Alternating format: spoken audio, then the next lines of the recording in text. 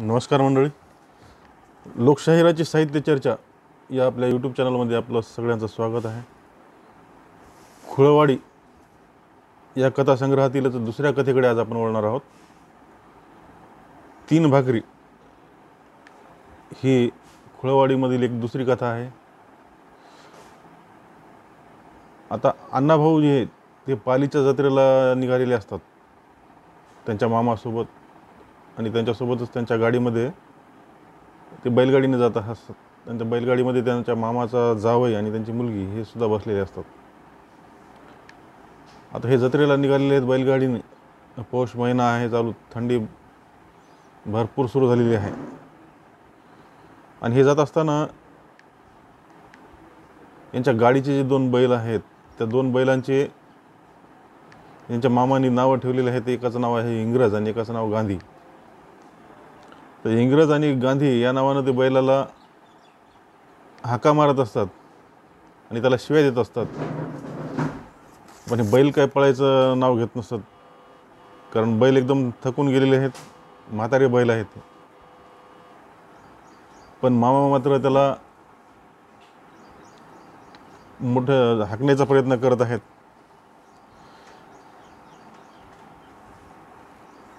हे बैल इकडे तिकडे पळत असताना त्याला दांडक्याचा मार देत मामा गाडी पळवतच असतात. आणि अण्णाभाऊला तिथं ते पालीच्या खंडोबाचं दर्शन घेण्याची घाई झालेली आहे. पण यांचा रस्ता असा खराब असल्यामुळं आणि हे मामा बैलाला पळवत असल्यामुळं ते एकदम त्यांनी त्याचं वर्णन कसं केलं आहे की आम्ही मात्र सुपात दाणे पडल्याप्रमाणे थडथड उडत बसलो होतो. गाडीच्या हादऱ्याने मिंचेकराच्या सजाबाई उडत माझ्या अंगावर येऊन आदळत होते व पुन्हा लाजून आपल्या जागेवर जात होते. बैल रडकुंडीला येऊन गाडी उडत होते आणि मिंचेकर वैतागून त्यांना बळवीत होते.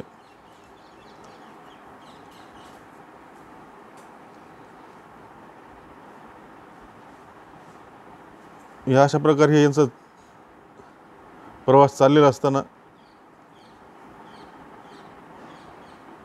यांची गाडी त्या जखीनवाडी नावाच्या एका गावाजवळ येत असते, तिथपर्यंत आलेली आहे. ते सह्याद्रीचा, त्या जखीनवाडीजवळच सह्याद्रीचा मोठा एक डोंगर आहे. आणि त्या डोंगराचं वर्णन अण्णाभाऊ करतात की आमची गाडी जखीनवाडीजवळ आली. जखीनवाडीच्या पेकाटाला सह्याद्रीचे प्रचंड सोंड भिडले आहे. त्या भव्य सह्याद्रीचे प्रचंड धूळ दूरपर्यंत अंधुक दिसत होते, परंतु हवेत शिरलेला गारठा आणि धूळ उडून तोंडावर चपकारे बसत होते. पुढं ते म्हणतात की आपल्या पल्लेदार मिशांना वेळोवेळी पीळ देत मिंचेकर त्या म्हाताऱ्या दोन बैलांना दांडक्याचा प्रसाद देत गाडी हाकत होते. त्यांचे हात व तोंड चालू होते. मधूनमधून ते बैलाला शिव्या हसडीत होते. कधी गांधीला महाराच्या गाडग्यात घालीत होते, तर कधी इंग्रजाला ये तुला खाल्ला रोगाना अशी दरडावणी देत होते. आणि ते इंग्रज आणि गांधी असं नाव बैलाला दिलेलं अण्णाभाऊंच्या काही पचनी पडत नाही. ते म्हणतात अरे आपला एवढा मोठा पुढारी आहे देशाचा गांधी, आणि तुम्ही आपल्या बैलाला त्याचं नाव कसं काय दिलं आहे म्हणे ते, आणि त्याला शिव्यासुद्धा द्यायला लागला तुम्ही. तर ज्यावेळेस गाडी दमानं चालू असते एका रोडावरून, त्यावेळेस ते आपल्या मामाला विचारतात की बाबा हे बैलाला तुम्ही जे पुढाऱ्याचं नाव दिलं हे काही चांगलं नाही वाटत म्हणे. तेव्हा म्हणतात अरे असं का जावं बाबू, हे बघा बोले तुमचं गांधी म्हातारा आहे आणि ते इंग्रजही म्हातारा आहेत, आणि तसे माझे हे दोन बैलही म्हातारे आहेत. म्हणून इंग्रजाचा आणि गांधीचा उभा वाद आहे म्हणे, भांडण आहे, दोघांचे भांडण आहे. तसं आमच्या ह्या दोघांच्या गांधीचं आणि इंग्रजाचं दोन दांडगं भांडण आहे. आणि एवढं म्हातारा असून अगदी तरण्या बैलावानी एकमेकासनी पाण्यात बघतात. पण हिच्या बहिण्यात तिची आज त्यांची एवढी एकी झाली आहे, आणि दोघं बी एका जीवानं माझी गाडी भलतीकडेच नेतात. एरवी दोघं दोन बाजूला. म्हणजे फाळणीच्या वेळेला देशाला जे भलतीकडे नेण्याचा प्रयत्न झाला होता त्याकडं अण्णाभाऊनी या विषयातून एक त्याला काय म्हणू आपण उपमा दिलेली आहे की एक दिशा दाखवण्याचा प्रयत्न केला की हे देशाला दुसरीकडे नेण्याचा प्रयत्न केला यांनी भलतीकडे. जसं आज यांचे बैल दुसरीकडे नेत आहेत, तर ते जसं इंग्रजांनी आणि गांधींनी मिळून देशाची फाळणी केली आणि देश वेगळा केला, नेमका तेच प्रकार अण्णाभाऊंना इथं दाखवायचा आहे, पण त्यांनी ते बैलाच्या ह्याच्यातून केलेलं आहे. पण अण्णाभाऊ म्हणतात, पण पुढाऱ्याचं नाव बैलाला देणं कसं आहे, म्हणजे त्यांना ते रुचत नाही तसं. मग ते म्हणतात किंवा तुम्ही बैलाला काय समजता जावे बाबा, अहो बैल म्हणजे बळीराजा आहे, त्याच्या जीवावर आम्ही जगतो, आम्ही शेती पिकवतो, साऱ्या जगासने अन्न देतो, त्याला आम्ही बळीराजा म्हणतो, मग गांधी का म्हणू नये सांगा. म्हणजे ज्या बैलाच्या जीवावर आपण जगतो त्याला गांधीचं नाव का द्यायचं नाही. आणि त्यांच्या ह्या अजब तर्कानं अण्णाभाऊ एकदम चाटच पडतात, त्यांना काय बोलावं काय सुचतच नाही बोला.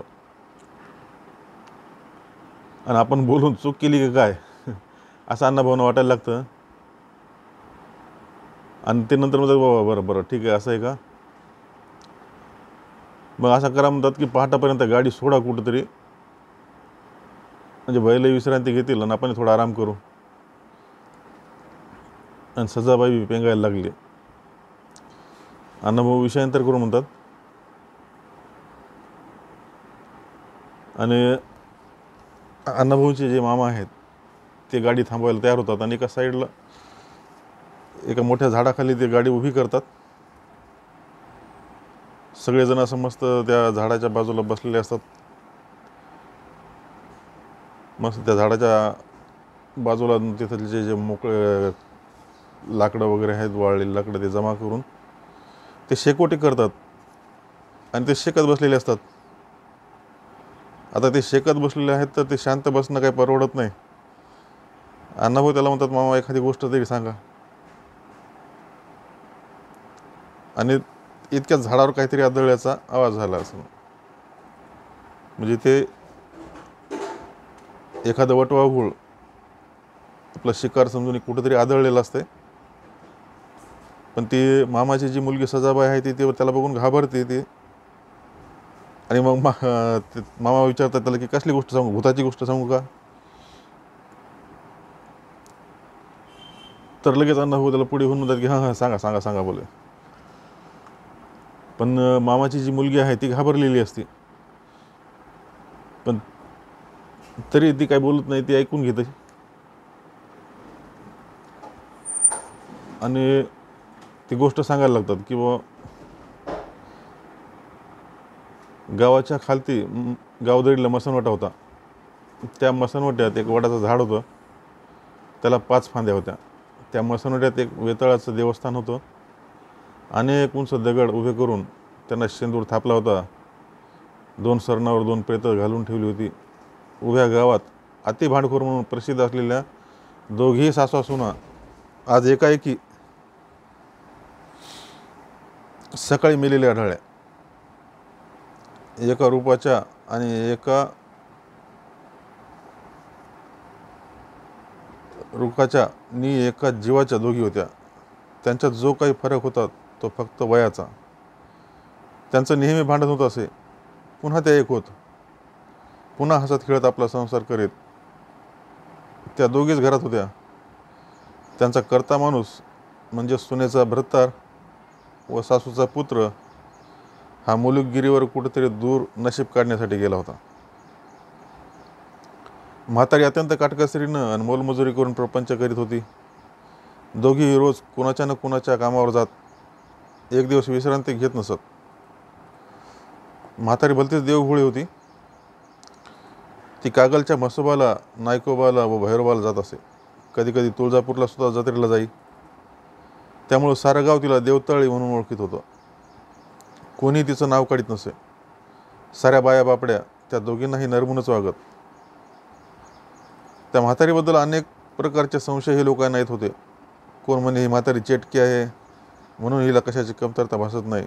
तर कोण म्हणे आमच्या घरात गाडग्यात दाणा राहत नाही. याचं कारण ही म्हातारी चेटकीला सोडून आमचं सारं पळून नेते आणि आपण दोघी मात्र चैन करीत आहेत. तर कोणी म्हणे ह्या म्हातारीची नजर फार वाईट आहे. कुणाच्या म्हशीनं धार दिली नाही अगर लाथा झाडल्या की त्या गोष्टीला म्हातारीची नजरच कारणीभूत झाली असं लोक समजायचे. कुणाच्या लहान बाळाला पडसं झालं की म्हातारीची नजर लागली म्हणून गोल होई. म्हणजे गावात जे काही वाईट व्हायचं आहे ते या म्हातारीमुळे होणार आहे असं लोक उघड उघड बोलायचे.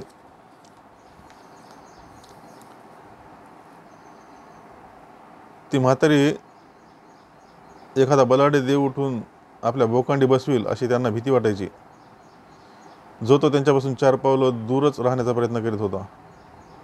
त्या दोघींचं काय चाललं आहे, त्या कशा जगतात, काय खातात याकडं कोणीच लक्ष देत नसे. त्यांची भांडणं लागली की कुणीही मध्ये पडत नसत. दूर उभे राहून गमत पाहत व बरं झालं म्हणून मत देऊन समाधान व्यक्त करीत. आणि त्या दोघी सासू सुना कोणाचीच पर्वा करीत नसत. त्या दोघी भांडत मारामारी करीत पुन्हा सकाळी उठून सरळ होत आणि प्रपंचाला लागत. एके रात्री अक्षी त्या दोघींचं कडाक्यात भांडण झालं आणि सकाळी त्या मोरून पडल्याचं लोकांच्या नजरेला आलं. डोकीवर सूर्य आला तरी त्या उठल्या नाहीत म्हणून कोणीतरी चौकशी केली तेव्हा त्या निश्चित पडल्या होत्या. आणि मग लगेच गावात बॉम्ब झाली की चेटकी म्हातारी आणि तिची सून मरून पडली आहे. चला लवकर त्यांना वाटायला लावूया. म्हणजे लोकांना खुशी झाली की बरं झालं, हे पिढ्या गेली आपल्या डोक्यावरची, पटकन तयारी करून हिला घालून टाका. सगळ्या गावाला ती बातमी ऐकून इतका आनंद झाला की बस की बरं झालं. सगळ्यांनी एक सुटकेचा निश्वास सोडला आणि सगळं गाव मिळून तयारी करायला लागलं. बघता बघता त्या म्हातारीच्या दारामध्ये सगळे गाव जमा होऊन ते शेवटच्या कार्यक्रमाला सुरुवात झाली. ते तिरडी बांधणं हे करणं ते सगळं कार्यक्रम सुरू झालेला आहे. आणि त्या 2 मुडद्यांना एकाच तिरडीवर बांधून मसनवट्यात पोचवलं आहे लोकांनी. कोणी रडलं नाही, कोणाला दुःख झालं नाही, कोणी त्यांच्याबरोबर त्या मसनवट्यात गेलं नाही. फक्त 4 मोठमोठे ताकदवान गडी तेवढे त्यांना घेऊन मसनवट्यात गेले. सरणबिरण रचलं पार आणि त्याच्यावर मडी ठेवले आणि त्यांना आग लावायची तर त्या चौघापाशी काडीचं डबी नाही. मग पुन्हा घोटाळा झाला. त्या चौघापैकी एक जण परत काड्याची डबी आणायला गावाकडे पळत गेला. तो इसम निघून जाताच राहिलेले तिघे असत विचार करू लागले. आता मिंचकरांनी काय केलं एवढं सांगितली गोष्ट आणि ते फांद्या मोडून त्या याच्यात टाकू लागले, आपल्या शेकोटीमध्ये टाकले त्यांनी आणि जाळ करून मोठा केला त्यांनी. आणि पुन्हा एकदा त्या गोष्टीकडे आले की त्या मसनवट्यात कोणीच नव्हतं बोले. ते 3 खांदेकरी बसलेले होते. निवडणुकाच्या सावलीला बसून ते बोलत होते. एक जण म्हणाला, ए गड्या, या दोघी अशा एक की रात्रीत कशानं मेले असतील. तर दुसरं काय म्हणतोय, अरे कशानं काय, एखादा देव वैतागून आला असेल नाही बसला असेल यांच्या बोकांडी आणि मेले असतील, त्यात काय. दुसऱ्यानं आपलं मत सांगून टाकलं. तिसऱ्या म्हणाला, झालंय बरं झालं, समजा गावाची पिढा गेली बोले, आता गावाला बरं पडेल. त्यानं एकदम थांबून भीतीनं त्या 2 सरणाकडे पाहिलं. आपण त्यांच्या विरुद्ध बोलत आहोत हे ऐकून त्या उठतील आणि आपल्यावर भयंकर सूड घेतील अशी त्याला भीतीच वाटली. त्यानं आपलं बोलणं बंद केलं. हे नकार बोलू, एवढी आग लगस्तोवर गप्प बसा, एकानं इशारा दिला. त्या दोघी सरणावर पडून होत्या तरीसुद्धा त्यांच्याविरुद्ध बोलण्याची कोणाला हिंमत वाटत नव्हती. ते तिघेही स्तब्ध झाले होते. त्यांच्या नजरा त्या मड्यावर खिळून गेल्या होत्या आणि एकदम एक आवाज ऐकू आला. त्यापैकी एका सरणातून तो आवाज आला होता. तो आवाज सासूचा होता. ए बया, बरं तो 2 खाऊन टाक, मी 1 खाते. हे ऐकून ते तिघेही दचकून मागं सरले. आता हे काय झालं, ही बाई सुनेला सांगत आहेत तू दोघांना गिळ, मी एकाला खाऊन टाकते, आता काय करावं. आणि ते एकदम भीतीनं त्यांची ओवडीच ओळाली तिघायची बी. तोच सुनेच्या सरणातून काय आवाज जाते की मगाच नाही का सांगायचं. अरे देवा, असं म्हणायचं तिघापैकी एक जण जे घाबरून उडाले त्याला काही कळेच नाही. याच्या हातापाय थरथर थरथर करायला लागले. ते तर पप्पा सुरू झाली त्याची. हां बाबांनो, तुम्ही पळू नका. म्हातारी त्याला म्हणाली. त्याचबरोबर एकाला पळून जाण्याची आठवण झाली आणि तो ताडकन उठून धडपडत तडफडत पळायला लागला. त्याला पाहून ते दोघंही पोटानं सरपटत सरपटत गावाकडे पळत सुटले. थोडे दूर गेल्यानंतर त्यांनी उभे राहून पळायला सुरुवात केली आणि ते तिघही अशा वाऱ्याच्या वेगानं गावाकडे पळत जातात. आणि ते जे गाडी आणायला गेलेलं आहे ती रस्त्यात ज्यावेळेस भेटतंय त्यावेळेस त्याला जे शिवाय देतात ते तिघंजण मिळून, की भडवे आले का, आम्हाला दाढाला देऊन गेलाच नाही, भोता मुडदा किर पाडला आमचा. अरे म्हणजे म्हणता तरी काय, त्यानं त्या तिघांना अडून म्हटलं. कशाचं काय, आता पळ. त्या दोघे भूतवंशान उठल्यात. एकजण पळत पळत म्हणाला. आणि तो चौथाही त्याच्यात मिसळून हे चौघजण गावाकडे पळायला लागले. ते 4 दांडगे गावात आले न घरापुढं जाताच त्यांना तिरमिरी आली. ते चौघे थडथडा उडत पडले. एकदम त्याच्या अंगात म्हणजे त्यांना ते हिवच भरलं. आणि त्यांचं ते बडबडणं ऐकून सर्वत्र भूताची चर्चा सुरू झाली, किंवा म्हाताऱ्या भूत झाले म्हणून ते सासू सुना. आणि लोकांचं मत एकदम पक्क झाले की अरे ह्या खऱ्याखुऱ्या त्या वेतळ्याच होत्या, त्याच्यामुळे आता ह्या भूत झाल्यात म्हणे मेल्याच्या नंतर. आणि जे ज्यांनी त्याला वाईट बोलले होते आता त्यांची मनात धडकी भरली, किंवा आता आपण यांना तर वाईट बोललो, आता आपलं कसं होणार आहे. पण काही काही हिंमतवान लोक होते ते बसून विचार करू लागले की नेमकं बाया खरोखरच उठून गेल्या का नाही याची जराशी खात्री करून घ्यावं. म्हणून मोठमोठे गडी जमून ते मसनवाट्याकडे गेले. त्यांच्यापैकी काही हिंमतवान लोकांनी पुढे जाऊन पाहिलं तर त्या सरणावर काहीच नव्हतं. मडी उठून गेली होती, सरण विस्कटलं होतं. आता मात्र गावकऱ्यांची खात्री पडली की काहीतरी भानगड आहे. परंतु मडी गेली कुठं हे काही कुणाला समजेना. शेवटी सर्व लोक परत गावात आले आणि पुन्हा आपापल्या कामाला लागले. गावचा परीट उठला, कपड्यांचा ओझं घेऊन वड्याला गेला. दिवस अजून पुष्कळ होता. पर्यटन आपलं काम सुरू केलं. डोक्यात भूतांचा विचार करीत तो आपलं कपडे धुण्याचं काम करीत होता. दिवस बुडायच्या आत काम करून जावं म्हणून तो घाई करत होता आणि त्यानं काही कापडं धुवून वाळत घातली. 2 लुगडी आडवी तिडवी आपटून कुंपणावर टाकली. तो झटपट काम उरकू लागला. तोच त्याला आठवण झाली, ती 2 भूतं इथं आली तर आपलं काय करणार. आपण जिवंत तरी जाऊ का. फार वाईट बाया होत्या त्या. म्हणूनच त्यानं देवानं सरणावरच भूत करून टाकलं. परंतु त्या दोघींनी गावाला हात लावू नये, निदान आपल्याला तरी हात लावू नये. आपण वाटेल ते देऊन टाकू, असा त्याचा विचार चालला होता त्याच्या डोक्यामध्ये. तेवढ्यातच त्याचं एकदम त्यानं तिथलच्या त्या किंजाळाच्या बनात बघितलं आणि तिकडून कुजबूज त्याला काहीतरी ऐकू आली. त्यांना धुण्याचा जे पिळा हातात होता तो खाली टाकला आणि ते आवाज ऐकू लागला की कोणीतरी बोलत होतं, तुम्ही रात्रीच नाही का सांगायचं की मी एक खाते, तुम्ही एक खाल्लं असतं तर मग असं का झालं असतं. हे वाक्य कानी पडतच परी ठोठो बोंबला सुटला आणि बऱ्याच वेळानं बोंबलत तो गावाकडे पळाला. पुन्हा सारा गाव खळबळून उठला. पुन्हा लोकांची भीतीनं गळान उडाली. काय झालं, कोण मेलं, कोणाला भूताने गिळून टाकलं, असा एकच गिला सुरू झाला आणि परीट गावात आला. पुन्हा लोक धडाडी करून जमले आणि त्यांनी परीटाला सावरून शुद्धीवर आणलं. काय झालं म्हणून विचारताच भीत त्यानं सर्व हकीकत सांगितली. आता लेका पानवटा धरला भूतानं, मरा आता, एक जण ओरडला. भूत आता गावात शिरून पोरबाळ खाऊन टाकणार, मरा आता. पुन्हा गावावर मरणकळा पसरली. इतक्यात त्या गावाच्या सुदैवानं एक नवीनच आनंदाची बातमी आली. एक जण म्हणाला, अरे फौजदार साहेब आल्यात, तिकडे चला. आणि लगेच तो सारा जमाव चावडीकडे निघाला. फौजदार साहेब एकदम ते नुकतेच एका गुन्ह्याच्या शोधासाठी चावडीत उतरले होते. त्यांचे 4 पोलीस आपल्या बंदुका घेऊन उभे होते. गावच्या महाराणा रावसाहेबाचं घोडं चावडीत खांबाला बांधून टाकलं होतं आणि पाठीमागं 2 खुंट्या रोवून घोड्याला पायबंद लावला होता. घोडं गवत खात होतं. नुकतंच उतरलेलं खोगीर जोत्यावर पडलं होतं आणि साहेबी पोशाखात असलेला फौजदार बैठक मारण्याचा विचार करीत होता.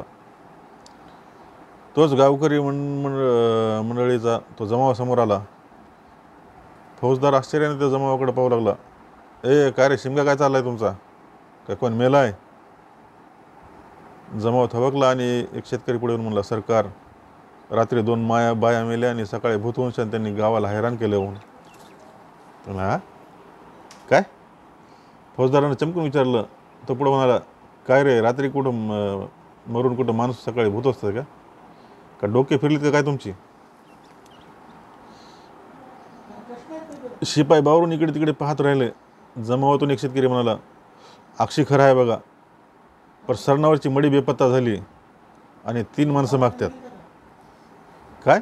बेपत्ता आणि 3 माणसं?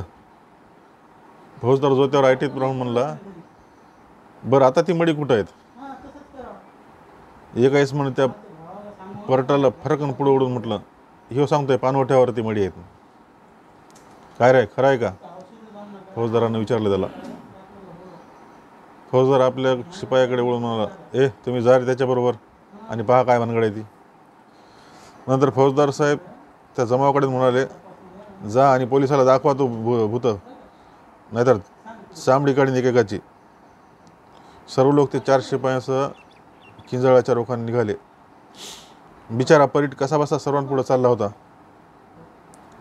फौजदारही जरा नरमून विचार करू लागला, सरणावरची मडी कशी जिवंत झाली असतील. पोलीस, परीट आणि गावकरी पानवठ्यावर जाऊन पाहू लागले. हात धोंड्याच्या अंतरावर सर्वजण थांबले आणि निरखून पाहू लागले, परंतु काहीच दिसेना. सर्वांची निराशा झाली. पोलीस शेतकऱ्यांची चेष्टा करू लागले. सर्वजण आता जाण्यास निघाले. तोच ते बघा, एक शेतकरी ओरडला आणि सर्व जमाव घरकन पुन्हा फिरून पाहू लागला. अरे कुठं? कैकनी प्रश्न केला. ते खुपाटीवर. सर्वांचं लक्ष त्या किंजळीवरकडे खुपाटीवर खिळून गेलं. खुपाटीवरची ती वळत असलेली 2 लुगडी एका बाजूला ओढली जात होती आणि क्षणात एकच गोंधळ सुरू झाला. भूत असा सर्व शब्द सर्वत्र घुमू लागला आणि काही लोक पुन्हा गावाकडे पळत सुटले. सर्वांच्या पुढे पोलीस धावत होते. मागं राहिलेल्यांनी बोंबलायला सुरुवात केली. जणू प्रचंड बोंबच गावात शिरत होती. सर्वत्र लोक सैरावैरा पळत होते. आलं गेलं असं सगळा चालू होता. फौजदार आपल्या कट्ट्यावर चाबूक धरून उभाच होता.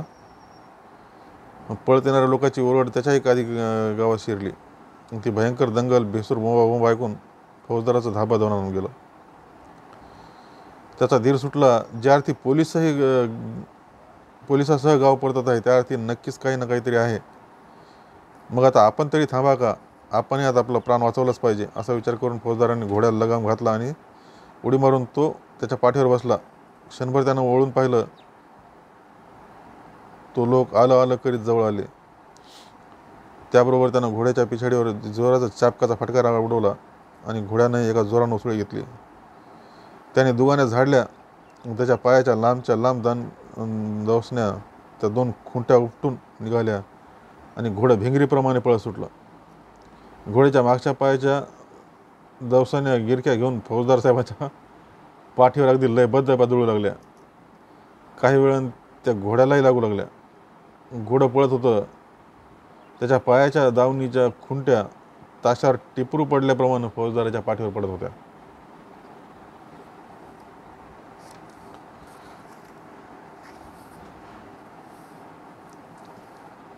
आणि ते फौजदार इतका घाबरला होता की त्याला वाटलं आपल्या पाठामागं काहीतरी एखादं भूत लागले म्हणे आणि आपल्याला ते धनकायले, असा त्या फौजदाराचा बी समज झाला. आज सगळेच जीव घेऊन पळू लागले. आणि ते पाठीवरतीचं ते पायाला बांधलेल्या खुट्या लागून त्याची पाठसुद्धा रक्तबंबाळ झाली होती. आणि फौजदार त्या घोड्यावरून शेवटी कोसळून पडला खाली. लोकही थांबून वळून पाहू लागले तर मागच कोणीच नाही. सर्वजण धापा टाकीत उभे राहिले. काहींनी त्या माळावरच बैठक मारली. सर्वजण गडबड झाले. इतक्यात एक इसम पळू नका मागे फिरा असं ओरडत आला आणि सर्वजण आश्चर्याने पाहू लागले. तो इसम जवळच पाटील पुढे म्हणला, हां संताजी तू कवा आलास? आगा हे येतो नव्ह. संताजी अगदी जवळ त्या जमावात येऊन म्हणला, अरे पण थांबून करायचं काय? पाटील म्हणला, बरं झालं आलास. बघ बरं तुझ्या आईनं आणि बायकोनं कसं केलं हे. अगं त्यांनी काय केलं आहे? संताजीनं विचारलं. सर्वजण त्याच्या सभोवती जमले आणि त्याच्याकडे पाहत राहिले.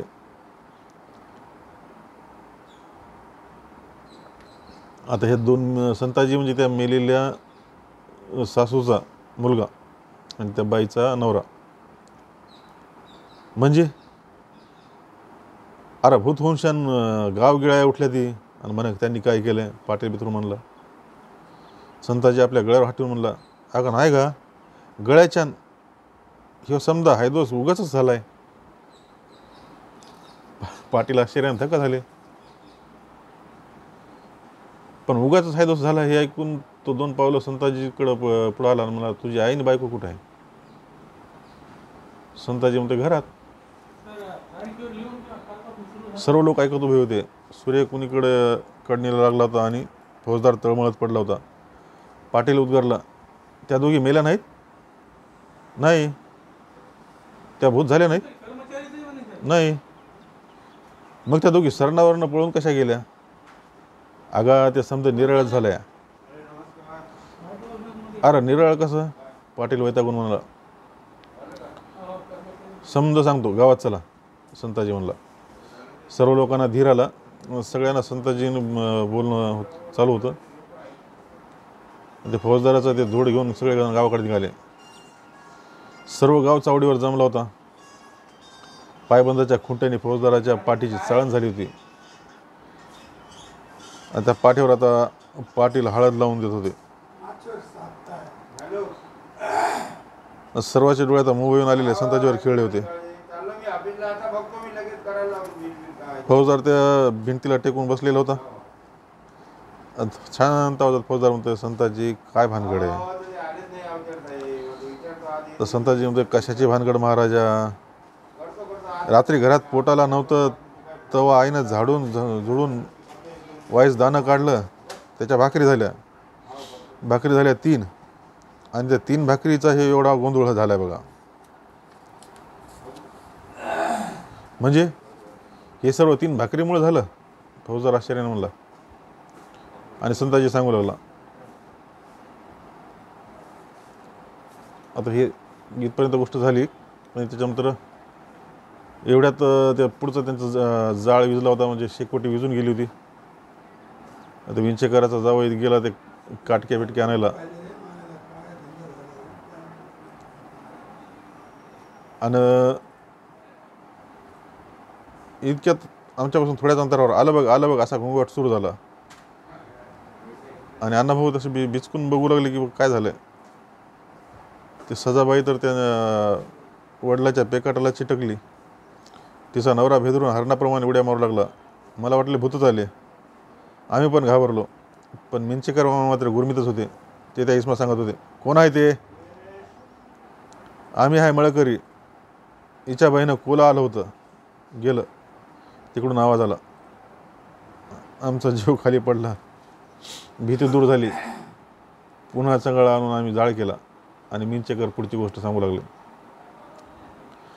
मग संताजी म्हणाला, साहेब बायको हट्टी आणि आई बी हेकेखोर.